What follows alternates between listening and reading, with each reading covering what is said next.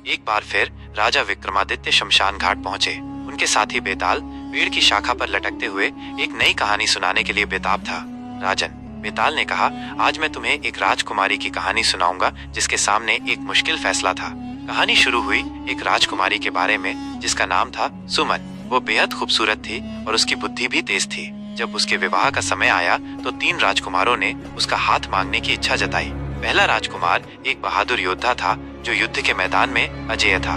दूसरा राजकुमार एक विद्वान था जो शास्त्रों का गहरा ज्ञाता था और तीसरा राजकुमार एक अमीर व्यापारी था जिसके पास अपार धन था। सुमन इस बात को लेकर बहुत परेशान थी कि उसे किस राजकुमार को चुनना चाहिए, क्योंकि हर राजकुमार के अपने गुण थे। पहला राजकुमार कहता था, मैं युद्ध में तुम्हारी रक्षा करूंगा। दूसरा राजकुमार कहता था, मैं तुम्हें ज्ञान से भर दूंगा। और तीसरा राजकुमार कहता था, मैं तुम्हें बहुत धन दूंगा। सुमन के पिता राजा चाहते थे कि उनकी बेटी खुश रहे, इसलिए उन्होंने सुमन पर यह फैसला छोड़ दिया। बेताल ने अपनी कहानी खत्म की और राजा विक्रमादित्य से पूछा, राजन, तुम्हें क्या लगता है, सुमन को किस राजकुमार को चुनना चाहिए था?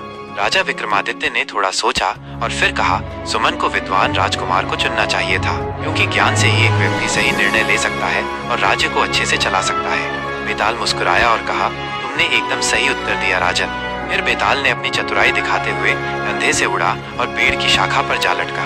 कहानी का सार, यह कहानी हमें बताती है कि जीवन में कई बार हमारे सामने ऐसे फैसले आते हैं जहां हमें अलग अलग विकल्पों में से चुनना होता है। हर विकल्प के अपने फायदे और नुकसान होते हैं। ऐसे में हमें बुद्धिमानी से सोचकर फैसला लेना चाहिए। इस कहानी में सुमन के सामने भी ऐसा ही फैसला था।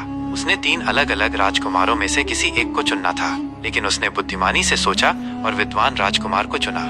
कहानी से सीख, बुद्धि का महत्व, बुद्धि से ही हम सही निर्णय ले सकते हैं। ज्ञान का महत्व, ज्ञान हमें जीवन की कई समस्याओं का समाधान खोजने में मदद करता है। धन का महत्व, धन भी जीवन में जरूरी है, लेकिन ये सब कुछ नहीं है।